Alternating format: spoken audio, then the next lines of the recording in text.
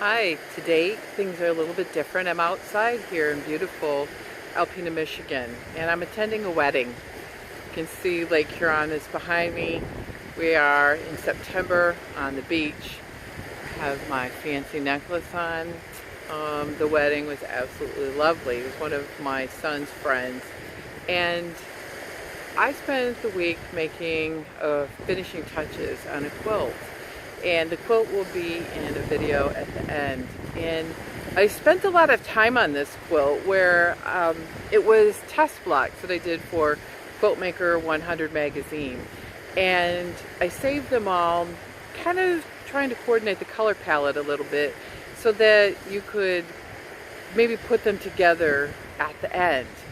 And I did 36 of them. Now believe me, I did way more than 36 blocks. I've done other projects with them, and this one turned out really well, and I was really happy, and I think the bride and groom will like it. I enclosed washing instructions with color catchers. So I want to say, if you're going to give quilts as a gift, make sure you include washing instructions, just because people don't know. And I wash and dry my quilts, but I don't have an agitator in my washing machine at home, and I can do queen size quilts in them. But the other thing is, I always put on there, these can't be washed every week like you would sheets and things like that. So I'm hoping the bride and groom like the quilt as much as I do. So other than that, it's been a week of handwork. I've been hand binding that quilt. I long-armed it, and just in swirls. The swirls that surround each block in the sashing are more swirls, like swirl in and then you come back out and do another swirl like an ocean. And the blocks themselves were less dense and more open in a curl. And I thought I wanted the blocks to speak for themselves. Now the front has got a lot of white and grays with really pops of solid color, and the black is a beautiful emerald green. And I like the quilt. I make quilts that I like, and I think that they will like it too. So the other things this week is I've been working on my Harry Potter knit along. It's a scarf, The Prisoner of Azkaban, that's coming along. And what I'm finding is people ask me, Vicki, how do you have time to do all the things that you do? And I'll be honest, I don't have lots and lots of time, but what I do is leverage the time I have. So, for example, in the Prisoner of Azkaban scarf, I only knit maybe 10 or 15 minutes on it every day. Usually when I'm sitting watching TV, or in the morning when I'm drinking coffee. When I get up in the morning, I tend to have a routine set where I do a lot of social media, blog posting and stuff first thing in the morning or in the evening. So in the morning I'll do a lot of answering emails, doing blog posting, knit a little bit, drink my coffee, long arm. Then I get ready for work and go to work. I do that while I'm fresh in the morning. At home at lunch I have an hour. I do a lot of long arming and sewing.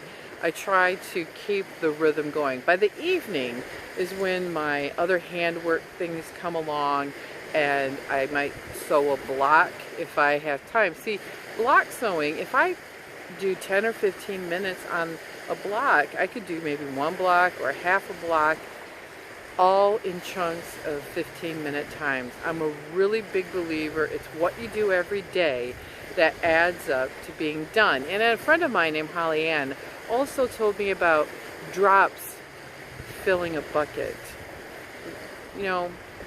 That's really what's the same thing, only it's a different way of viewing it, that each time you put a drop in the bucket, eventually the bucket will be full. I look at quilting that way. If I do one little drop a day, if I only do 10 or 15 minutes on each project, that's only an hour a day if I do 4 things. It adds up. After the end of a week, a lot of accomplishment can be done. The other thing is I try not to just waste time. I have an hour between the wedding and the wedding reception. Today is a beautiful day. It's the perfect fall day. It's 62 degrees out, light breeze. Oh, you couldn't ask for a better setting. And I thought, instead of knitting in the car for an hour, hour and a half while they're taking pictures, why don't I do my blog? It's gorgeous. And The wind is something I have to deal with, which is different, but it's gorgeous out, and it makes the perfect setting. I also don't like waste my hour at lunch. I have something I can do in 15 to 20 minutes, and then I get back to work. The other thing is I have a plan, usually the night before, what I want to do the next day.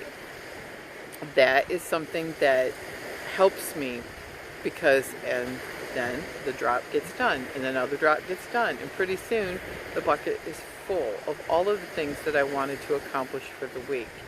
Now I'm applying that drop in the bucket theory to possibly doing things like saving money and exercise, because it's the little bits of things that you do every day that add up to results.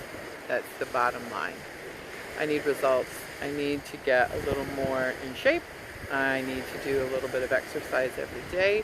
I need to save a little bit because I have plans on things that I would really like to do. And then I would like to take that little bits of savings and maybe translate it into something else, like maybe purchasing a large thing or upgrading my website, or maybe buying things for my accessories for my camera, like a selfie stick. I need a selfie stick. I have a great little Gorilla tripod that I'm using currently, but I think a selfie stick would be fun. Then I could take it more on the road and do vlogging outside. The other thing is there's always little bits of things that I need to do for quilting that you save a few drops in the bucket and you can have your project. So how do I get so much stuff done in a day? I guess I don't really look at it as getting a lot done, because I don't have kids at home. I do work full-time at a day job. My kids are grown up. So my physical work at home is so much less than it used to be. When you had small children at home, there's a lot more work. I do housework in the same principle. 10 or 15 minutes, a job or two here and there, save the really big icky ones like mopping and shower scrubbing and all that for Saturdays when I have more than 15 minutes, because that takes me probably more like an hour. I have a small house on purpose. It doesn't take much to keep it up. I don't do a lot of fancy cooking, but I do cook from time to time. Oh, geese are coming.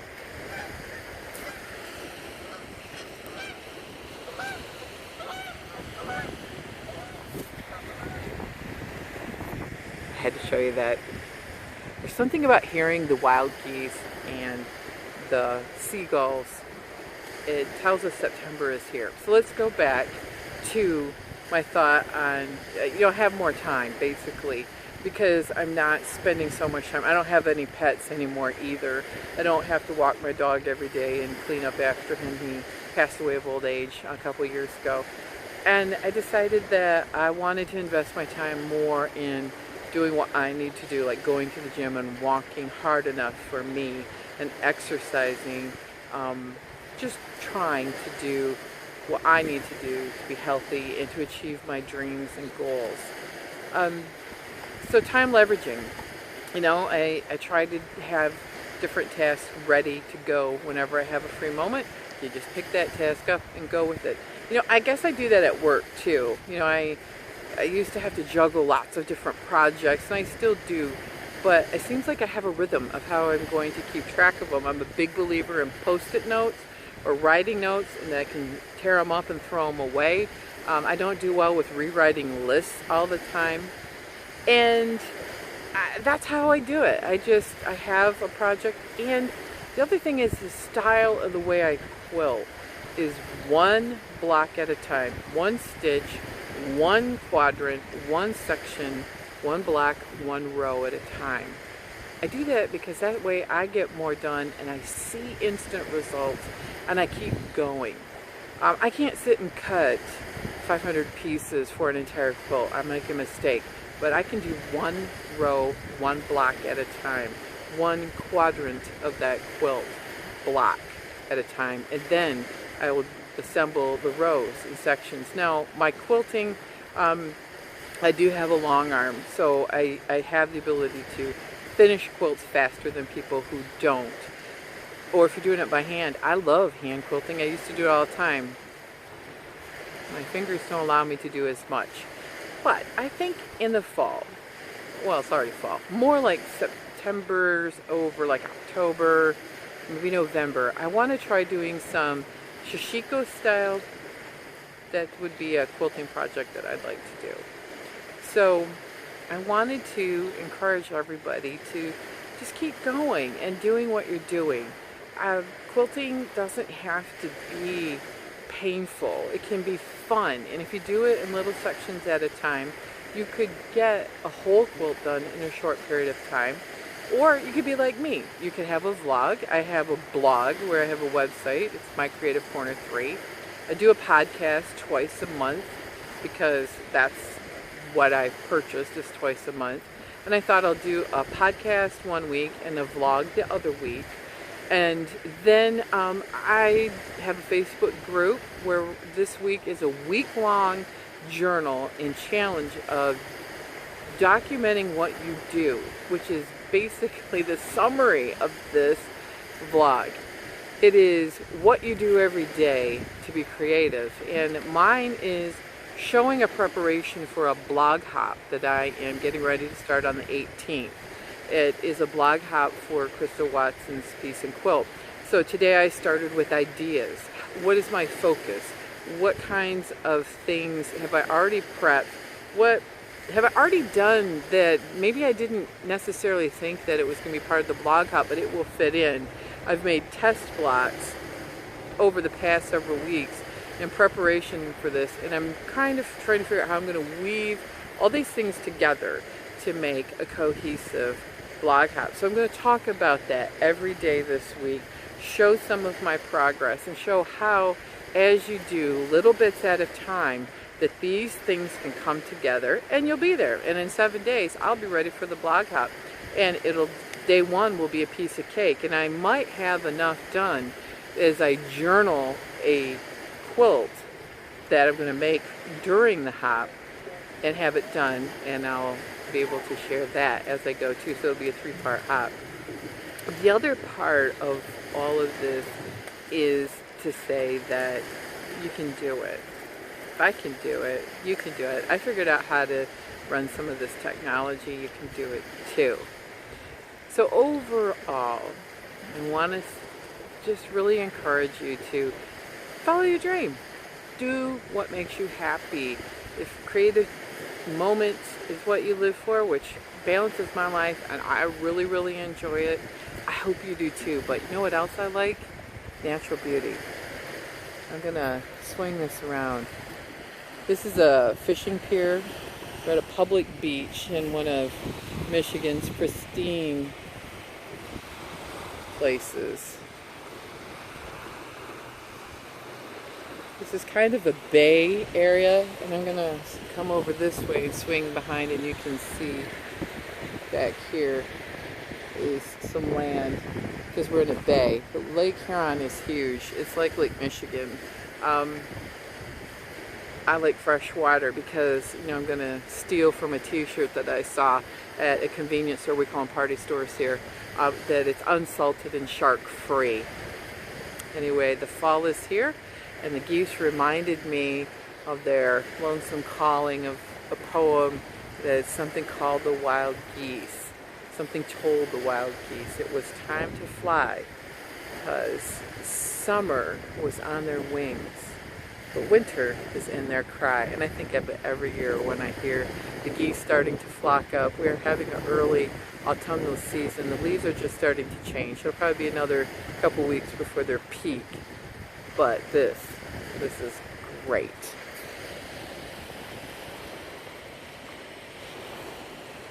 Thank you for watching, and I want everyone to quilt on.